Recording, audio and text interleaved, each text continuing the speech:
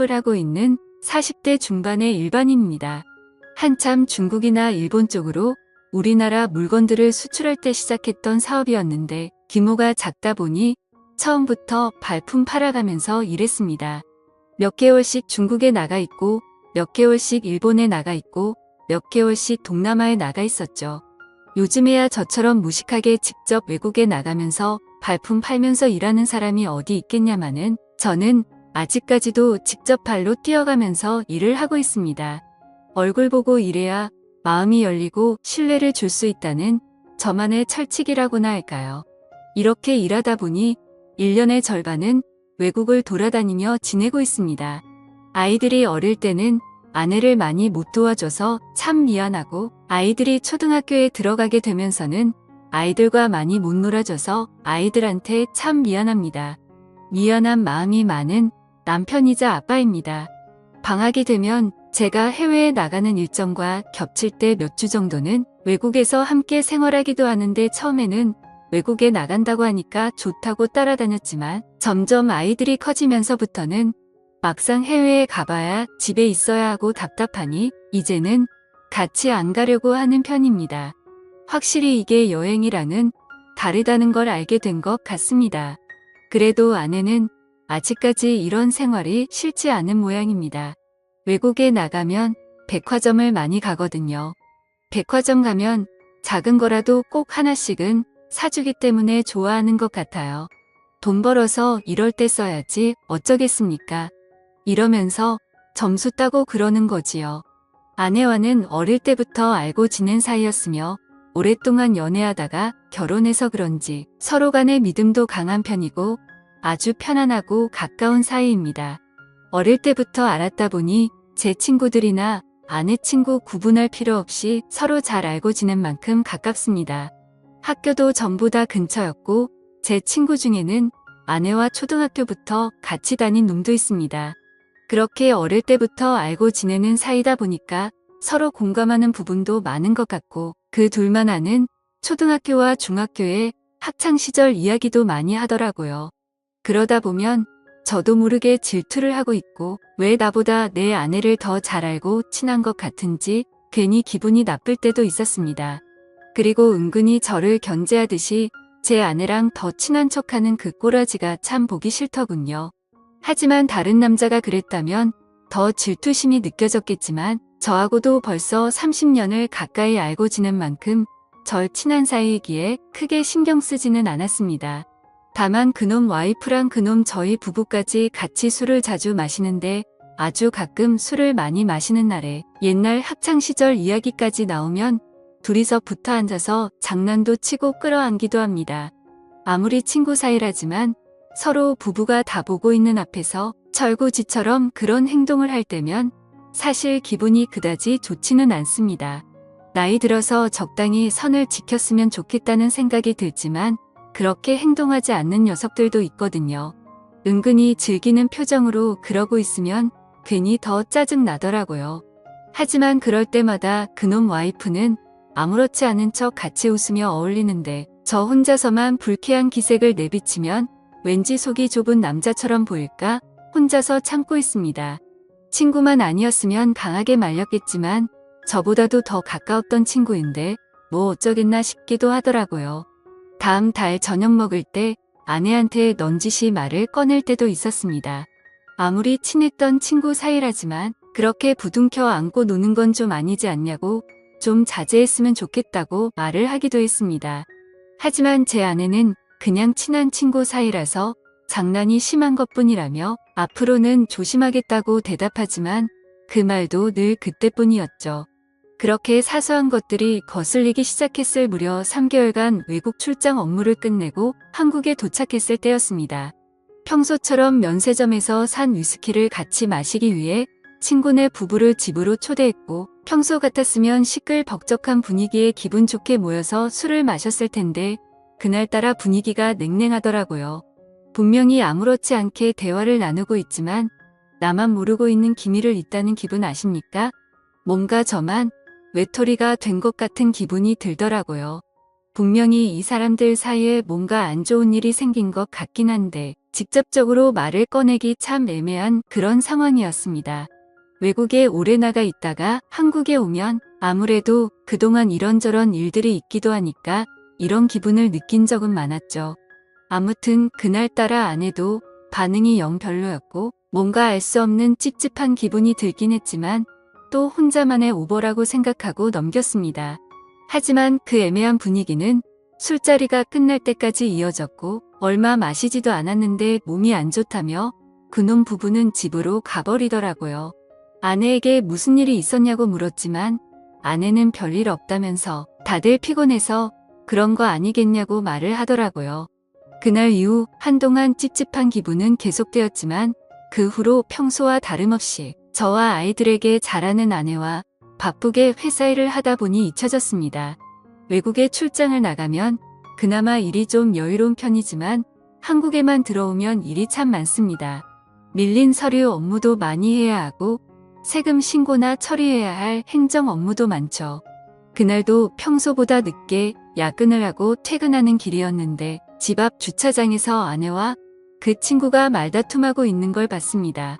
순간적으로 얼마 전에 냉랭했던 술자리가 생각났고 제가 모르는 비밀이 무엇인지 궁금하더라고요. 저는 뭔가 불길한 예감도 들고 도대체 무슨 일이 있었던 것인지 너무 궁금해서 조용히 차 뒤로 숨어서 무슨 이야기를 하나 들어봤습니다. 근데 이야기가 뭔가 이상하더라고요. 그 친구 녀석이 제 아내에게 왜 요즘 피하냐고 하면서 싸우고 있는 것이었습니다. 이야기의 맥락을 들어보니까 제가 외국에 나가 있을 때마다 아내와 그 친구 녀석이 부부처럼 지낸 것 같은데 제가 한국에 들어올 때는 자신을 안 만나주니까 그 남자가 제 아내한테 큰 소리를 치고 있었던 것이죠. 저는 너무 화가 났지만 좀 더 침착하게 이 상황을 녹음하고 곧 제 아내에게 다가갔습니다. 너무 화가 나서 그놈을 바로 땅바닥에 넘어뜨리고 마구 욕을 했습니다. 아내와 그놈은 엄청 당황한 모습을 보였고 제가 녹음까지 다 했으니까 숨기지 말고 똑바로 다 얘기하라고 소리쳤습니다. 처음에는 무슨 소리를 하는 거냐고 시치미를 뗐지만 제 폰에 녹음되어 있는 이야기 소리를 듣고 나서야 아내가 말을 하기 시작했습니다. 몇 년 전에 제가 해외에서 근무하는 기간에 그놈이랑 제 아내랑 중학교 동창회를 같이 다녀온 적이 있다고 하면서 제가 다녀오라고 허락해줬던 그때 동창회 모임이 생각나더라고요.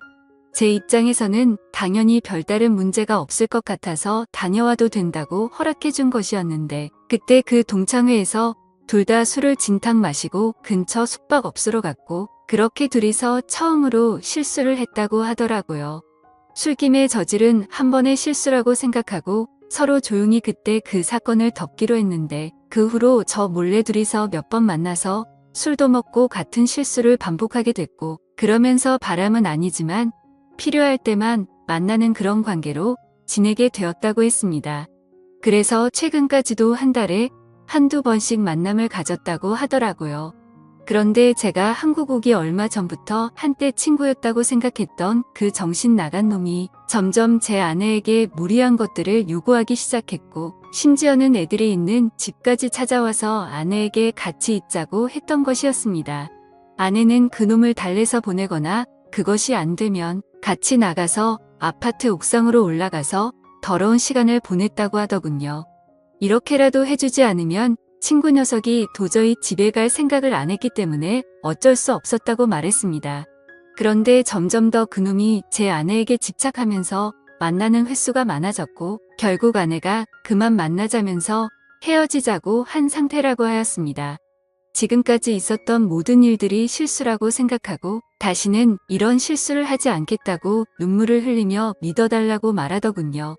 지금까지 이렇게 함께 만나는 그 순간에도 제 아내는 저놈과 함께 시간을 보낸 건 맞지만 바람을 핀 것은 아니라고 말하는 그 말마저도 너무 어이가 없고 짜증나더군요.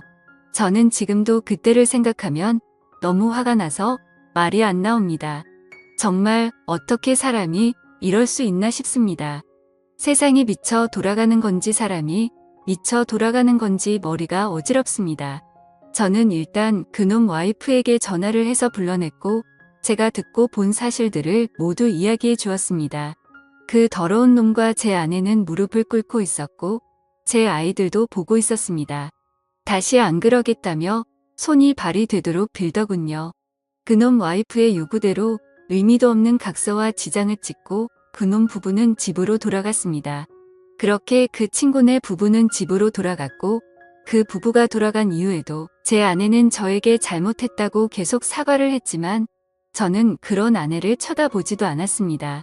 아무리 생각해도 너무 화가 나고 배신감에 와이프가 사람이 아니라 짐승으로 보이더군요.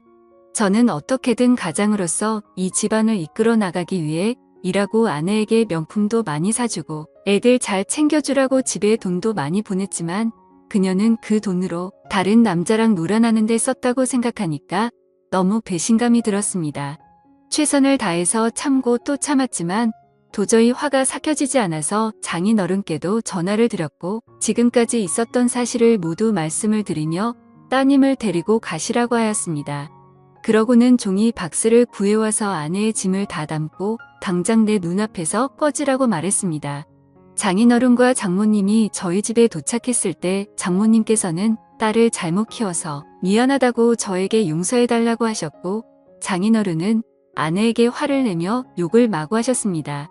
장인어른은 너 같은 딸을 키운 게 부끄럽다고 너를 데리고 갈 생각이 없으니 아까 그놈이랑 붙어먹고 살던지 길바닥에 나가서 굶어 죽던지 마음대로 하라고 말씀하시더라고요.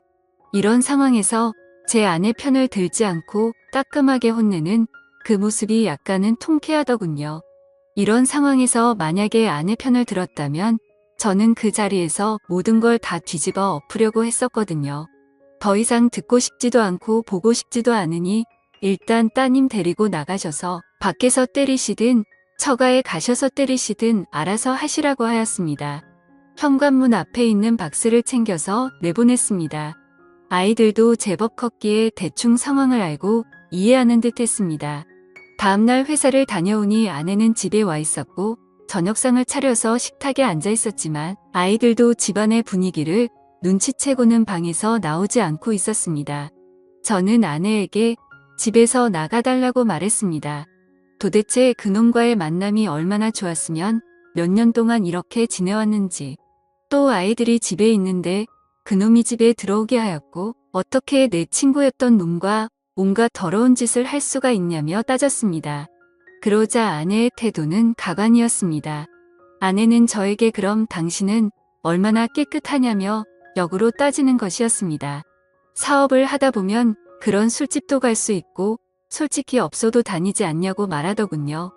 정말 당신은 자기한테 미안한 행동 안 했냐고 따지길래 내가 사업하면서 다른 사람들한테 접대를 한 적은 있어도 내가 접대를 받은 적은 없다고 말했고 내가 만약에 잘못된 행동들을 하고 다니더라도 이따위 일을 만들 만큼 행실을 개판으로 하지 않았다고 말했죠. 사실 저도 사업하면서 실수를 하긴 했습니다. 근데 적어도 그런 여자를 아내 앞에 데리고 와서 같이 술 마시고 놀지는 않았잖아요.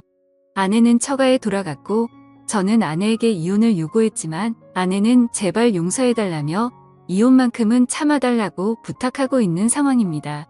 현재는 이혼을 하지 않은 상황이고 아직도 대화로 이 문제를 풀어나가는 중입니다.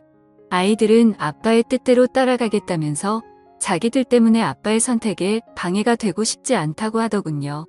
그리고 그놈과 그놈 와이프는 얼마 전에 이혼했다는 소식을 들었습니다. 저는 어떻게 하는 게 좋을까요? 이혼하는 게 정답일까요? 그래도 아이들이 있는데 언젠가 시간이 한참 지나면 그놈과 함께 있었던 제 아내의 모습에 안 시달릴 수 있을까요? 평생 생각날 만큼 힘든 일이 들 수도 있다고 생각하는데 그럴 거면 그냥 이혼하는 게 정답이 아닐까 생각이 들기도 합니다. 아이들 때문에 걱정이 많아지네요. 오늘의 사연 여기까지입니다. 지금까지 읽어주신 모든 분들 감사합니다. 구독과 좋아요, 알림 설정 눌러주세요. 그럼 모두들 행복한 하루 보내세요.